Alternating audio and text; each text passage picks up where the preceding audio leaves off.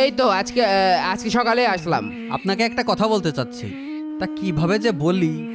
আচ্ছা আচ্ছা, বলো বলো বলো। আপনি যে বিদেশ থেকে এত টাকা পাঠাচ্ছেন, আপনার ভাই আছে না, ও তো আপনার বিদেশ থেকে পাঠানো সব টাকাগুলো দোকানে জুয়া খেলে নষ্ট করে ফেলে। এগুলো কি আপনার জানা আছে? আর লজ্জার ব্যাপার কিভাবে বলবো, ওর বন্ধুদের সাথে ওই আমবাগানে ইয়াবা থেকে শুরু করে গাঁজা আফিম টাফিম একবারে হজালে সেবন করে। তাই নাকি? ভাই আপনি একটু খোঁজ খবর নিয়ে দেখেন।